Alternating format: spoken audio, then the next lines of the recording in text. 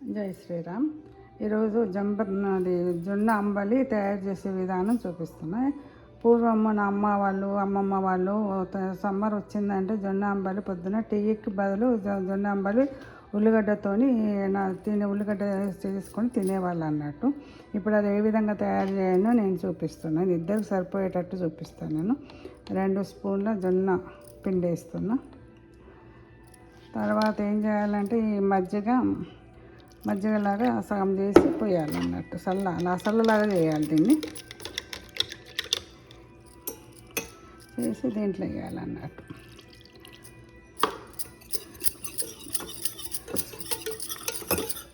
తర్వాత ఇది కూడా ఒకటి సగం నీళ్ళు, సగం మజ్జిగ పోసాను, ఒకటి సగం ఇద్దరికి సరిపోయేటట్టు చూపిస్తున్నాను.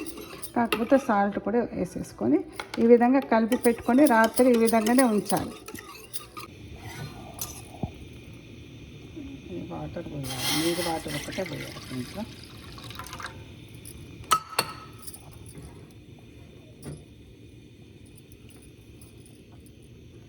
పై వాటర్ పోయాలి, కాస్త మీరు నీళ్ళు పోయాలి.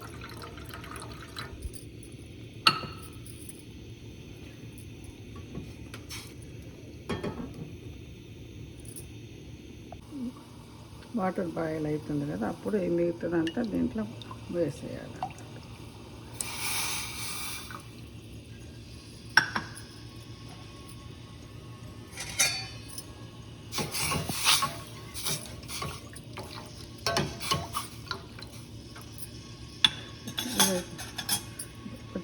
కొంచెంసేపు బాయిల్ అయిన తర్వాత ఆఫ్ చేయాలి.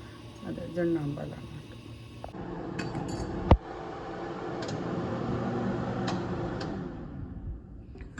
ఈ విధంగా పొంగ రాగానే ఆఫ్ చేసి తీసుకోవాలి. టీ బదులు అంబలి సమ్మర్లో తీసుకుంటే బాగుంటుంది. దీని పక్కకు ఉల్లిగడ్డ పెట్టుకొని ఉల్లిగడ్డ తినుకుంటూ ఈ అంబలి తాగితే చాలా బాగుంటుంది. ఎండాకాలం కూడా చాలా మంచిదని.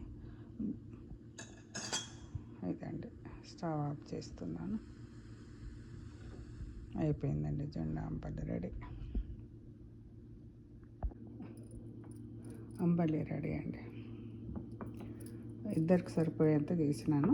ఇది మీరు అంబలి అన్నట్టు సమ్మర్లో తీసుకుంటే చాలా మంచిది. దీంతో పాటు ఉల్లిగడ్డ తింటూ ఈ అంబలి కాఫీ తాగినట్టు ఇది తాగితే చాలా బాగుంటుందండి. సమ్మర్లో చాలా మంచిది, వేడిని తగ్గిస్తుంది అన్నట్టు. రెడీ జొన్న అంబలి.